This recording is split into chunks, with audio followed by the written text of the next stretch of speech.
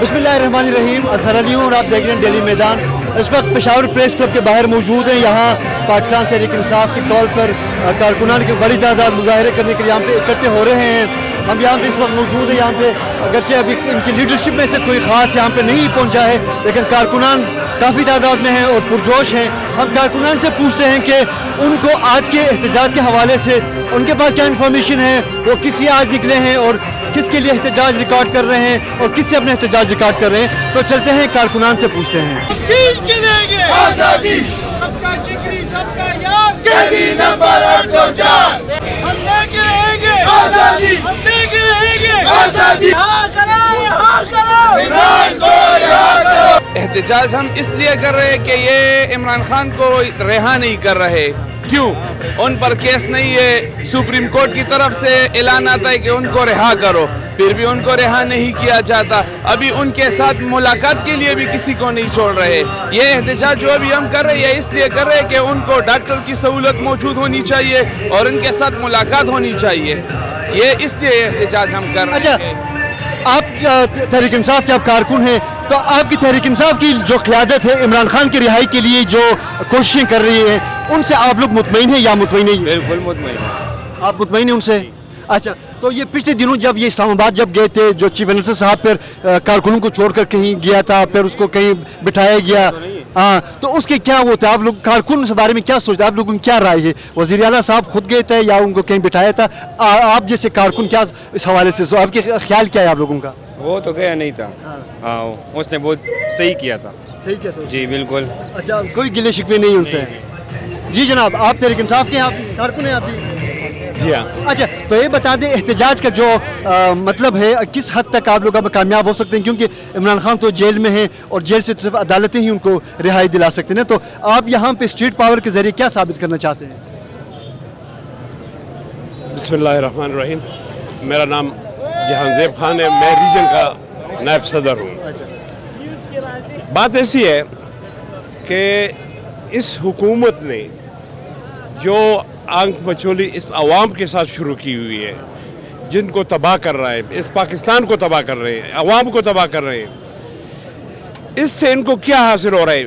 ये लोग जो हैं इमरान खान को अंदर रख कर उसकी तो शख्सियत ख़त्म नहीं कर सकते। अगर कर सकते हैं तो ये सामने है लोग, ये जितना भी इन लोगों को दबाएंगे ये लोग और उभरेंगे।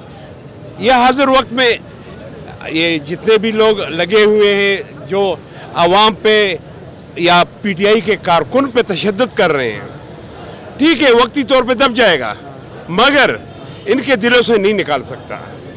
बाकी इस हालात में जो पाकिस्तान को इन्होंने जिस हद तक पहुंचा दिया, इसको ख़त्म करने वाले हैं। इनमें सब अमेरिकन गद्दार बैठे हुए हैं, और ये इस मुल्क को ख़त्म करना चाहते हैं। आपने कहा कि अमेरिकन गद्दार बैठे हुए जो इनको ख़त्म कर, इमरान खान को ख़त्म करना चाहते हैं, तो इमरान खान की रिहाई के लिए अमेरिकी जो ऐवानों से करारदादें क्यों आ रही है? देखो मेरी बात सुनो, इसमें गैर मुस्लिम लोगों के भी ज़्यादातर मफाद हैं और हमारे मुल्क में काफ़ी सारे गद्दार हैं।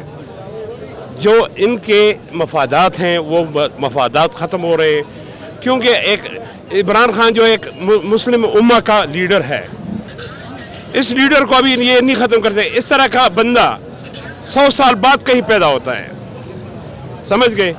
ये 100 साल बाद पैदा होता है। अगर इमरान खान चला गया, यकीन करो इस मुल्क को इन्होंने तबाह कर दिया और ये गर्क कर रहे हैं इस पाकिस्तान को और अवाम को भी गर्क कर रहे हैं। जल्द अज जल्द ये जो आईनी तरामीम, ये जो गैर कानूनी आईनी तरामीम हो रही है, इसको जल्द अज जल्द रुकवाया जाए। हम इमरान खान की रिहाई के लिए यहाँ पे इकट्ठे हुए हैं और ये जो गैर अखलाकी गैर आईनी तरामीम हो रही है, इसके ख़िलाफ़ हम इकट्ठे हुए हैं और इंशाअल्लाह हम इसको भरपूर तरीके से रोकेंगे। कहा जा रहा है कि अभी 7 महीने जो हुकूमत के हैं वो खुद ही उनको वोट देने से कासिर है, वो खुद ही उनको वोट नहीं दे रहे हैं। तो हम ये दुनिया को बताना चाहते हैं कि जल्द अज जल्द इमरान खान को रिहा करने वाला, वरना फिर हम स्ट्रीट मूवमेंट की तरफ जाएंगे और इंशाल्लाह भी ये जारी है। आप देख रहे हैं जैसा कि हम हमेशा अदालतों से उम्मीद रखते हैं कि इमरान खान साहब की रिहाई की, और हम कानूनी जंग भी लड़ रहे हैं और अपना एहतजाज भी कर रहे हैं रोज़ाना।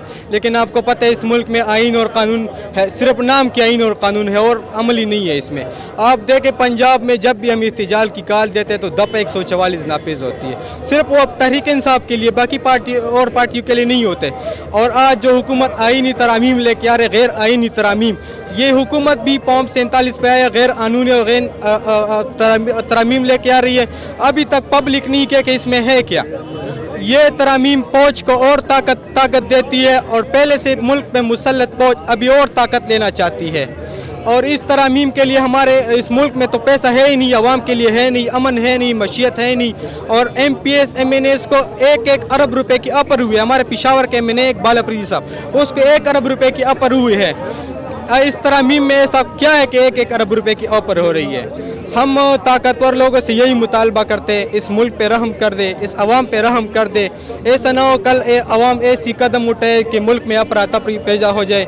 हम मुतालबा पहले भी करते हैं, आज भी करते हैं, अवाम को मजबूर ना की जाए।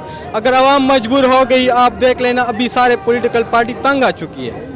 मुस्लिम लीग नून और पीपल पार्टी आने वाले वक्त में ये भी इस्टेब्लिशमेंट के ख़िलाफ़ होगी। तो इसमें मुल्क आखिर क्या बनेगा। मुल्क में मशीयत की हाल आप देखें, सब चीज़ें मशीयत भी इस्टेब्लिशमेंट संभाल रही है, सियासत भी इस्टेब्लिशमेंट संभाल रही है और आवाम का कोई हुकूक के लिए कोई काम नहीं है। हम मुतालबा करते हैं आवाम की हाल पर रहम कर दे और